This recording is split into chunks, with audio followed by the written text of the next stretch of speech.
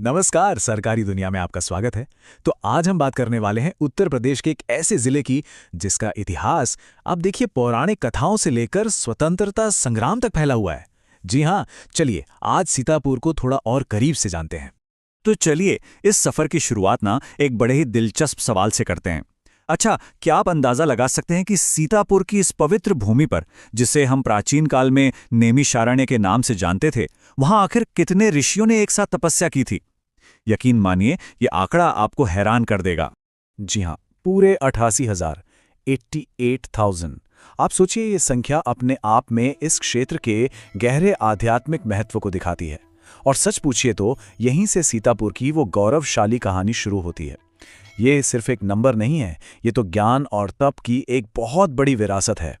तो आज के इस पूरे विश्लेषण में हम इन 5 खास पहलुओं पर बात करेंगे। सबसे पहले देखेंगे इसकी ऐतिहासिक पहचान, फिर बात होगी भौगोलिक स्वरूप की, इसके बाद हम समझेंगे यहाँ के प्रशासन और राजव्यवस्था को, फिर नजर डालेंगे अर्थव्यवस्था और उद्योग पर, और आखिर में बात करेंगे यहाँ की विरासत और मशहूर व्यक्तित्वों की। तो चलिए शुरू करते हैं हमारे पहले हिस्से से, सीतापुर की ऐतिहासिक पहचान। देखिए, सीतापुर का इतिहास ना कई अहम पड़ावों से होकर गुजरा है। अगर हम पुराने वक्त की बात करें तो इसका नाम माता सीता के नाम पर पड़ा, जो इसके पौराणिक कनेक्शन को साफ दिखाता है। फिर मुगल काल में ये अकबर के वित्त मंत्री राजा टोडरमल की जन्मभूमि बना। और हाँ, 1857 के पहले स्वतंत्रता संग्राम में भी सीतापुर ने एक बहुत ही महत्वपूर्ण भूमिका निभाई थी। चलिए अब इतिहास से आगे बढ़ते हैं और समझते हैं सीतापुर के भौगोलिक स्वरूप को। तो देखिए, सीतापुर की सीमाएं 4 प्रमुख जिलों से लगती हैं। यहाँ से गोमती और घाघरा जैसी बड़ी नदियां तो गुजरती ही हैं, लेकिन एक बात जो एग्जाम के लिए बहुत ज़रूरी है वो ये कि सीतापुर शहर खुद सरायन नदी के किनारे बसा हुआ है। इसे ज़रूर याद रखिएगा। अब बात करें मिट्टी और जलवायु की, तो यहाँ की मिट्टी है बहुत उपजाऊ, जलोढ़ मिट्टी, या जिसे अलूवियल सॉइल कहते हैं, जो खेती के लिए आप जानते ही हैं बेहतरीन होती है। और यहाँ की जलवायु है उष्णकटिबंधीय मानसूनी, मतलब गर्मियाँ बहुत गर्म और सर्दियाँ काफ़ी ठंडी। और जाहिर है ये दोनों ही चीज़ें यहाँ की खेतीबाड़ी पर सीधा असर डालती हैं। ठीक है, अब आते हैं हमारे अगले सेक्शन पर, प्रशासन और राजव्यवस्था। ये नंबर्स ये बहुत ज़रूरी हैं। सीतापुर में कुल 7 तहसीलें हैं और ये ज़िला प्रशासनिक तौर पर लखनऊ डिवीज़न के अंडर आता है। यहाँ 2 लोकसभा सीटें हैं और विधानसभा सीटें हैं पूरी 9, जो इसे पॉलिटिकली एक काफ़ी अहम ज़िला बना देती हैं। अगर इन राजनीतिक सीटों को थोड़ा और डिटेल में देखें तो 2 लोकसभा सीटों में से जो मिश्रिक सीट है वो एक रिजर्व्ड सीट है। और हाँ, 9 विधानसभा सीटों के साथ ये उत्तर प्रदेश के उन जिलों में आता है जहां सबसे ज्यादा विधानसभा सीटें हैं। तो आप समझ सकते हैं इसका राजनीतिक प्रभाव कितना होगा। अगर जनसंख्या की बात करें तो 2011 के सेंसस के हिसाब से इस जिले की आबादी करीब 44.83 लाख थी। ये नंबर हमें जिले के साइज और उसकी अहमियत को समझने में मदद करता है। चलिए अब देखते हैं कि सीतापुर की अर्थव्यवस्था कैसे चलती है, यहाँ के उद्योग क्या हैं। जैसा कि हम जानते हैं, हर जिले की अपनी एक खास पहचान होती है और यूपी सरकार की एक जिला एक उत्पाद या ओडीओपी स्कीम ने इस पहचान को और भी मजबूत किया है। तो कोई गैस, सीतापुर का ओडीओपी क्या हो सकता है?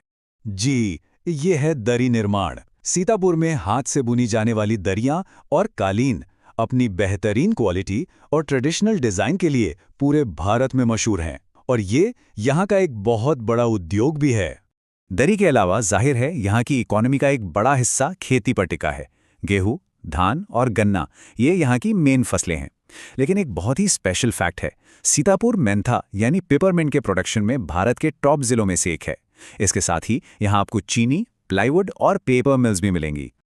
और अब हम आ गए हैं अपने विश्लेषण के आखिरी और मैं कहूँगा सबसे गौरवशाली हिस्से पर, यहाँ की विरासत और यहाँ के महान व्यक्तित्व।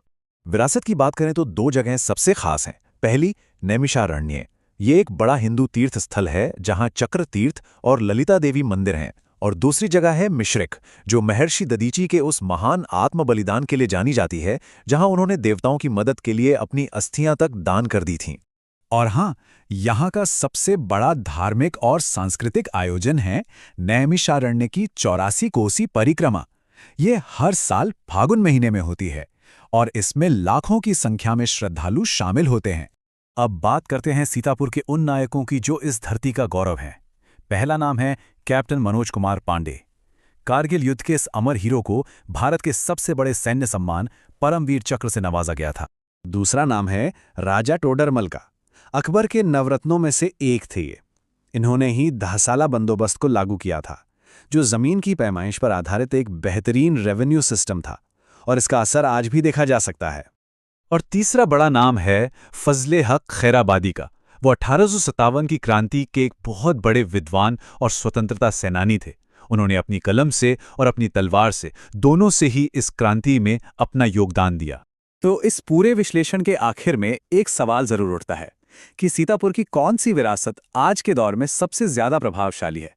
क्या वो इसकी आध्यात्मिक विरासत है, या फिर इसका सैन्य शौर्य, या फिर इसका प्रशासनिक इतिहास? इस सवाल का जवाब शायद हमें सीतापुर के आज और कल दोनों को बेहतर समझने में मदद करेगा।